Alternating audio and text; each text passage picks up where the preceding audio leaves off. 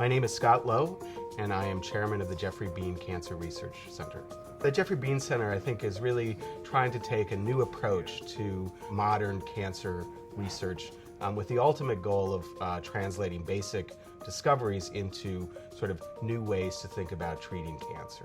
The mission of the center involves a number of sort of interacting components. One involves supporting innovative science, trying to get ideas accomplished as soon as possible. The second involves interaction between different cancer researchers. And finally, it supports infrastructure, trying to get the best equipment in the hands of cancer researchers. My lab benefits tremendously from the Geoffrey Beene Cancer Center, not only because we have been funded by the foundation for now almost 3 years, but also because we take advantage of the many facilities and the fantastic environment that the foundation has contributed to generate here at Sloan-Kettering. The Geoffrey Beene Center has helped us in many different ways to build the lab over the last 8 years since I joined Memorial Sloan-Kettering.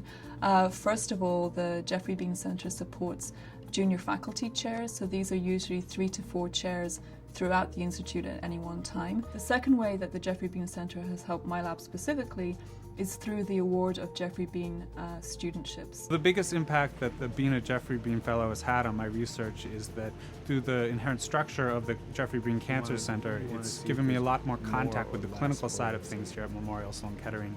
So that type of support, both to people like me, junior faculty, but also to the people in our labs, it's kind of that, you can think of it like seed funding, that really helps us get off the ground to then go on and get longer term sources of funding. The Geoffrey Beene Center tries to stimulate cancer research in 2 major ways.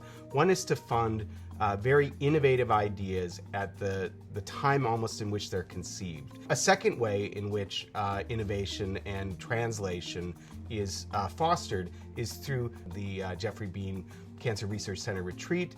This happens once a year, out usually in Pennsylvania, and brings together the clinicians together with the basic cancer researchers that might not talk every day to sort of think about the real challenges that we face in cancer.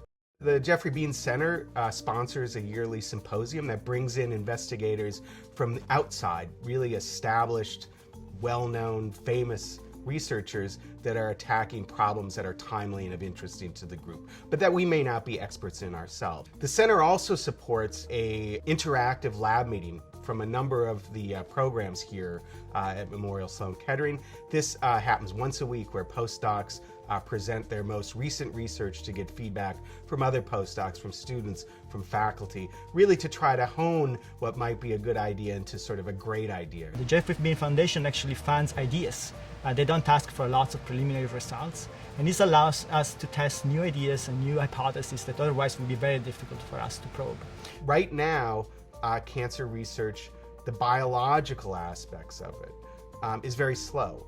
We're able to sequence a genome now in a day, but we can't do the experiments required to interpret what those genetic changes mean at any pace. The center, through the support of cores, through the support of multidisciplinary teams, allows us to really go after new ideas about what this information might mean very quickly, and have the teams of translational researchers here to capitalize on that result right away. I think it's a great honor to be part of the Geoffrey Beene Cancer Research Center. It is clearly the team of investigators, administrators involved in the center, very dedicated and very enthusiastic, and I like that a lot.